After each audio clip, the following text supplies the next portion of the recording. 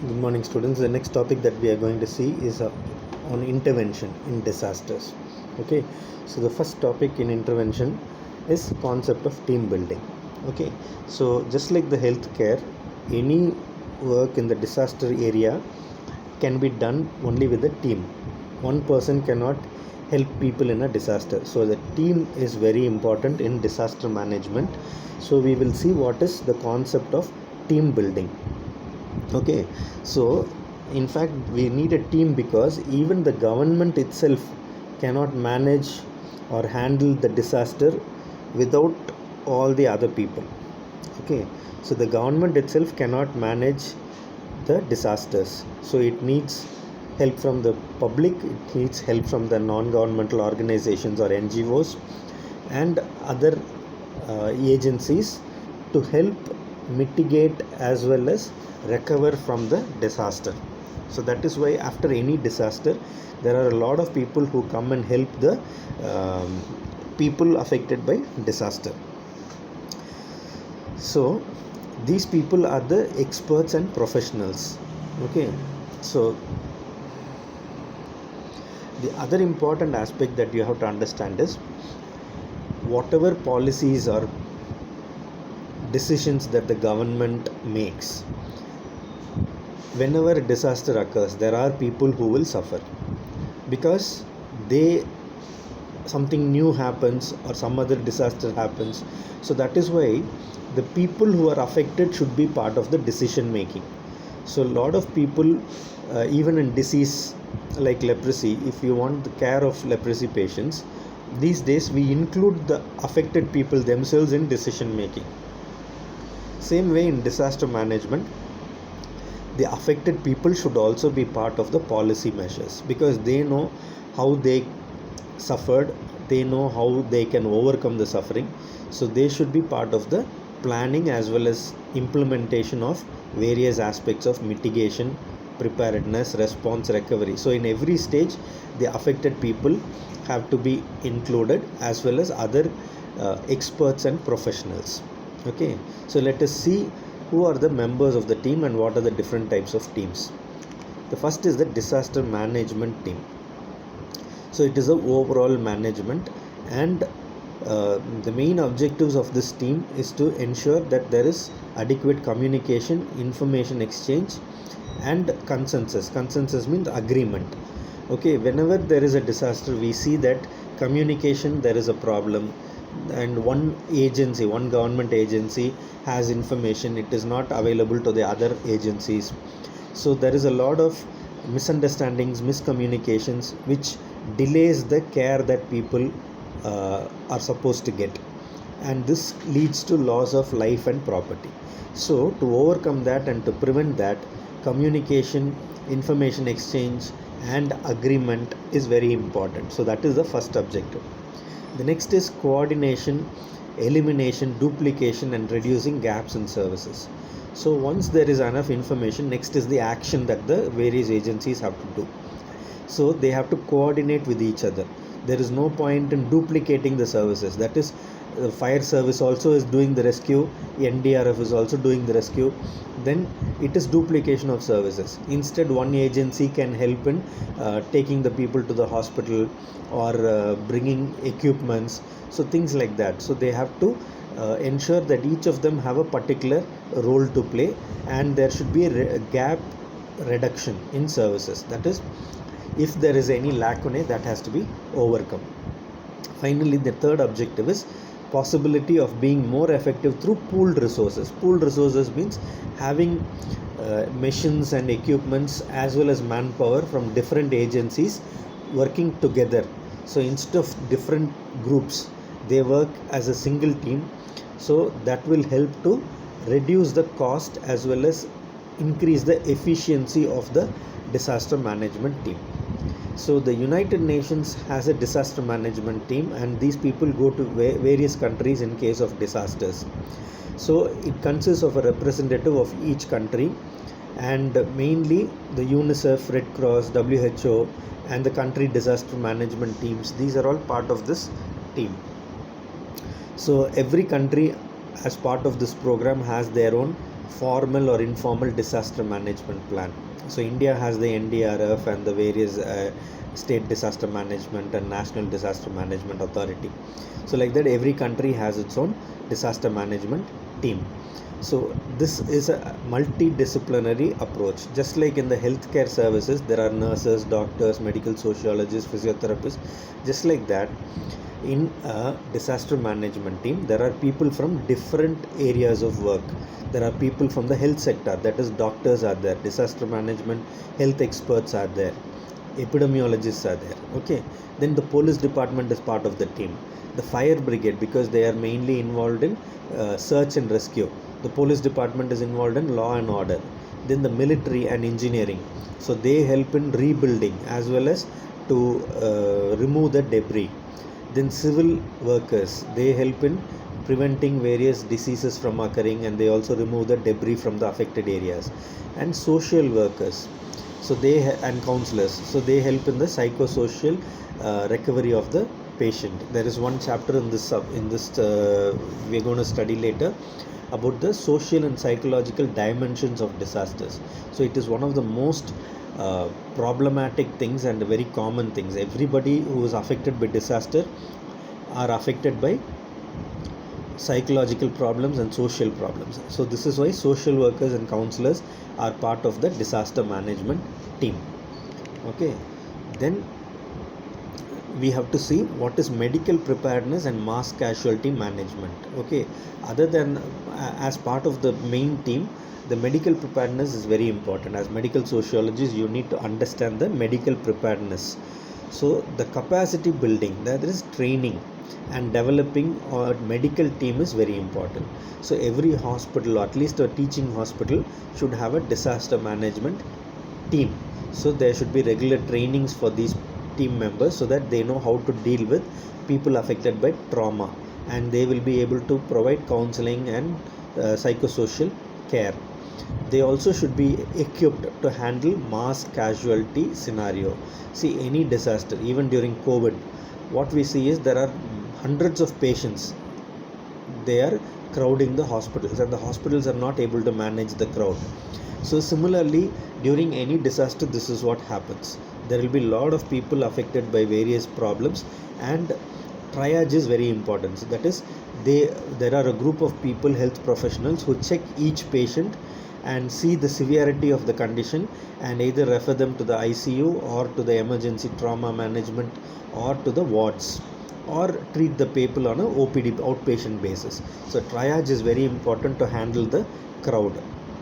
Then the casualty handling capacity, hospitals in the affected areas like disaster areas should be checked. So if it's not possible to handle all the casualties, then some of the affected people have to be referred to the nearby hospitals. So these are some of the important aspects of medical preparedness. So not only the government hospitals but private hospitals also should be included in a large scale disaster.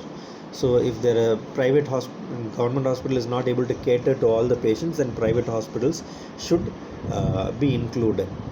So this is part of the medical preparedness.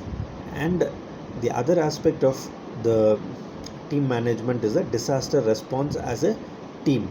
So immediately after a disaster has occurred, there should be needs assessment done. So that is, whatever the people need, or what is the need in the scenario. Is there any need for equipment? Is there a need for water to be brought for drinking, food to be supplied, sleeping areas? So all this needs assessment should be done. Then the immediate affected people should have their sufferings reduced. And if there is a chance of the disaster spreading and the consequences of disaster, like for example, if there is a tsunami, then it can lead to waterlogging in the area, salt water, so drinking water may not be available, people may not have food and shelter. So all these things have to be taken care of in the immediate time, and steps have to be taken at that time itself for the rehabilitation. Other than this, the disaster management teams also should be involved in mass evacuation, search and rescue, emergency medical services, securing food and water, maintenance of law and order. So this is the work of the team. So that is why it's called the disaster response by the team of people who are involved in disaster management. Okay, so this is what disaster management as a team is all about. So concept of team building, so all the members of the team and what work they do is given in this topic. Okay, hope you understood this. So the next topic we are going to study is operations management. Okay, operations management. So let's see what the definition of operations management is. It is defined as the organization and management of resources and responsibilities for dealing with all humanitarian aspects of emergencies. Okay, so we are managing all the resources and responsibilities. So as part of the team, we studied who are the team members, how they can pool their resources, and what are the work that they can do. So as a follow-up for that, the operations management is very important. So as soon as a disaster has occurred, there is a lot of activity going on. So each of these activities should be streamlined. That is, one group of people should do one particular work, another group should do another work, or they should work as a team doing different activities together, so that there is no duplication of services, there is no wastage of resources. So each team member, each person should know their role as well as responsibility in dealing with that disaster. Okay, they should know who has to take the affected people to the hospital, who has to do the search and rescue, who has to maintain law and order, who has to ensure communication. So all these aspects have to be known. So that is why one team is important, which can help in making everybody do their work in a proper manner. So this will help in disaster preparedness, disaster response, as well as disaster recovery. And when we are prepared, we respond properly and we recover properly, it will reduce the impact of disaster. So operation management will help in preparing for disaster, in responding to disaster, and recovering from disaster, so that the impact of disaster is reduced. Okay, so let us see what are the activities of the disaster operation management in various areas: in mitigation, in response, in preparedness, and recovery. So what are the role of disaster operations management in each of these areas? First thing, in mitigation, we have already studied about zoning and land use. Okay, which area is useful for what. So zoning is very important, and barrier construction to deflect disaster forces, like we studied about mangrove forest being planted to prevent cyclone impact. Same way, for flood control we can have barriers. So all these construction to deflect the disaster. So all these are helpful in mitigation, that is prevention of disaster itself. So we can control any developing situation, we can build codes, have building codes to improve good structure so that the buildings do not collapse during an earthquake. Then we can have good communication facilities, we can have tsunami warning systems, tax incentives, and risk analysis.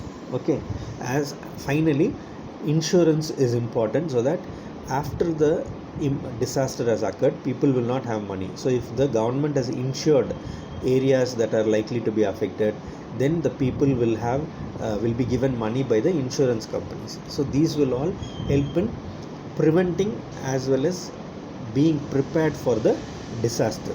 So the next aspect of operations management is the response.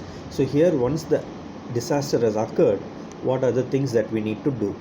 As soon as a disaster occurs, we have to activate the emergency operations plan, we have to activate the emergency operations center, then evacuate the threatened population. So once the emergency operation plan is ready, all the people who are threatened because of the disaster have to be evacuated from that particular area, and they should be kept in shelters and care for them, that is food and water and other things should be provided for them. If anybody is sick, then they should be given medical care and emergency care. And firefighting in case of a fire, or firefighting, the other meaning is to ensure that the impact is lessened. Then search and rescue, emergency infrastructure protection, and fatality management, that is reducing the deaths and protecting the infrastructure. So these are the response. Then the next thing is the preparedness. So how do we prepare? As an operations management team, we have to prepare for the disaster by recruiting adequate personnel. See, there should be a team involved. Medical personnel should be there, sociologists, psychologists, all these team members should be there, fire safety personnel. So all these members should have planning, and they should have memorandums of understanding. Then all the people involved disaster management should have adequate training. Without training, they will not be able to do what they have to do in terms of disaster. When disaster occurs, they won't know what to do unless there is regular training which is given to them, and they are able to understand what each person's responsibility is. Then there should be training for the public also, that is education for the public. So based on what threat they are facing, if they are living in an area that is having chance of earthquake, then they should understand what they should do in case of an earthquake. Like that, each disaster they should have adequate training and education.